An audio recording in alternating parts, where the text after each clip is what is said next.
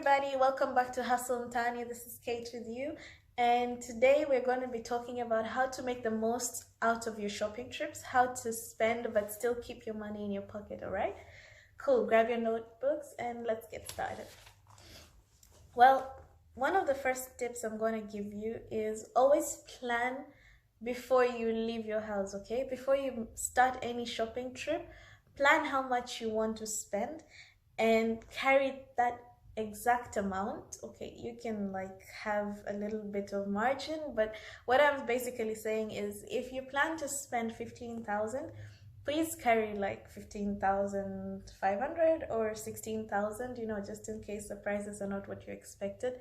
But don't go with your entire cash amount from your bank and just start shopping. Okay, that is not a wise move, because most of the time you'll find out that you end up overspending. All right, the second tip I'm going to give you is try to have cash as opposed to using your card every time that you're shopping, because when you have cash it's easier to keep track. And honestly, psychologically, there is that feeling of pain when you're taking out money out of your wallet and you have to break it for change. And I don't know, psychologically, even for me, it's more painful when I have to pay with cash as opposed to just swiping my card, and I cannot keep track and I feel like I have so much money to spend.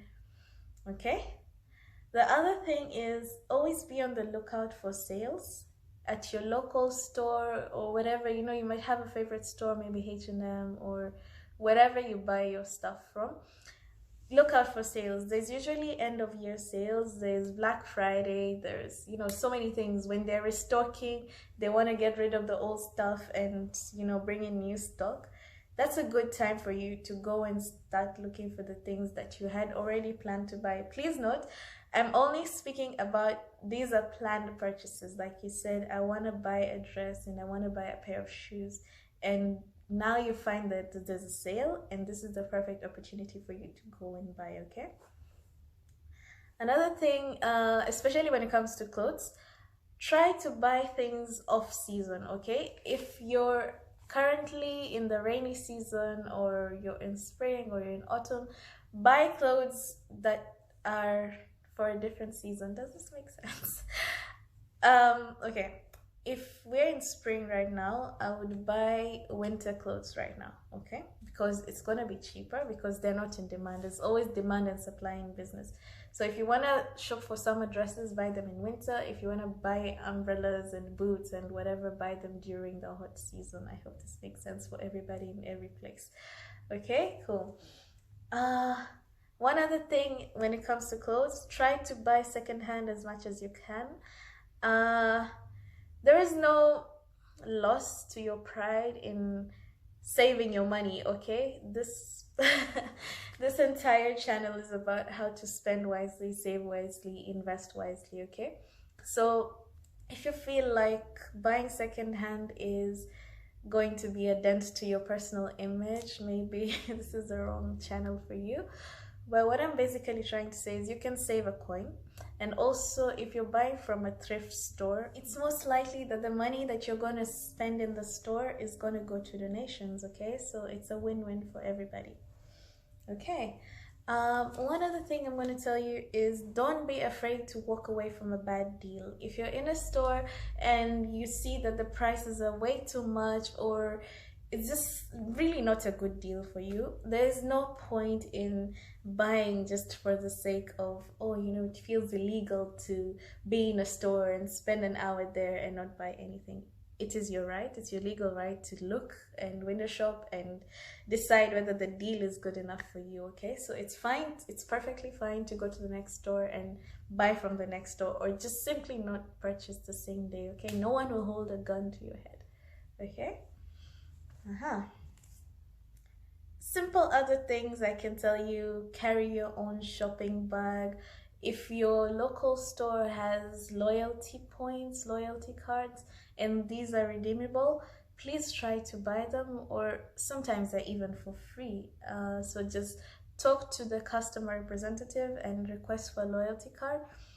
When the chips are down for you, you can use these cards to to shop, okay? So if you don't have any money this month, for example, you can simply go to the store, take out your card, buy with the points that are on the card. I mean, you're basically being paid for your loyalty to that store.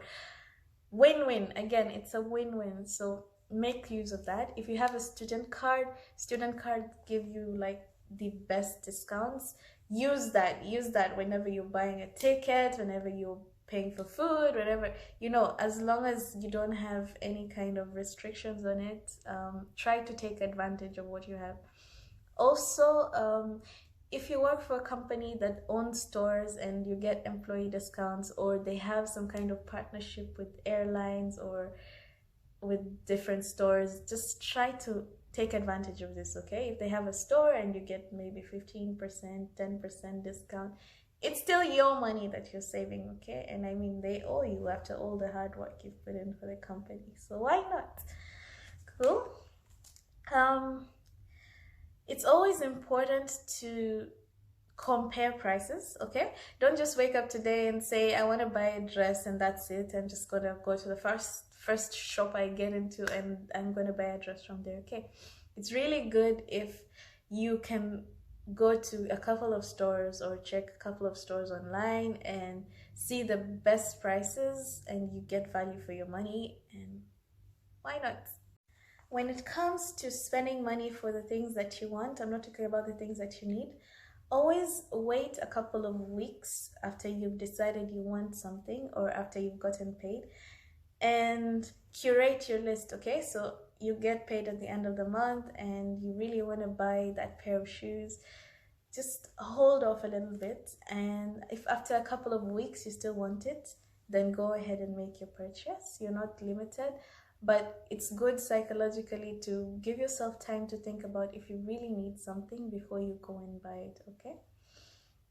Another thing I'm going to tell you is, if you find that you're living close to 2 or 3 stores and this store maybe has better vegetable prices, this store has better, I don't know, fruit prices, it's okay to divide your shopping trips, okay? As long as it's convenient for you.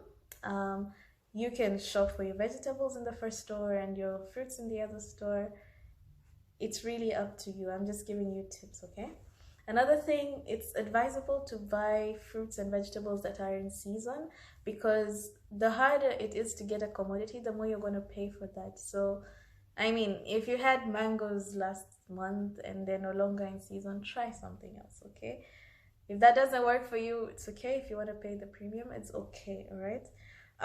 Also, when it comes to groceries, your local vegetable guy is always going to have a better deal than the supermarket, because they have to pay extra to source and to the supplier and to keep the refrigerator on. Well, you get the point. And you're probably going to get the produce fresher from the market or the local veggies guy. Also, try and create your own kitchen garden if you have the opportunity and if you have a handful of plants.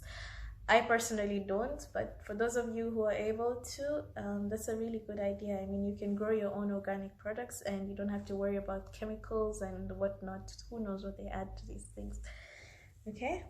One other thing is keep receipts, because this is the best way to track your spending. If your bank offers spending tracking, like every time you make a purchase or you do a transaction with your card, they send you a message and they keep track and they send you a monthly statement. That's really good. Also keep, there's some places you cannot get receipts, like a market. I don't think you're gonna get one. So it's really good to always have track of, okay, I spent this much on food last month, this month I want to spend this much, and it's very good for your planning. One last thing while we're still talking about food is always plan your meals a week in advance. It really helps to know, this week I want to eat this and this and this and this, and if you plan around that, you find yourself spending less on takeout or unplanned meals in the restaurant in the middle of the week, because you just simply could not plan for your money. So guys, if you have any other tips regarding to how to shop and get better discounts, please feel free to leave a comment. If you have any questions, you can always contact us and reach us on this channel. Yeah, one last thing, subscribe, like, and sharing is very, very sexy.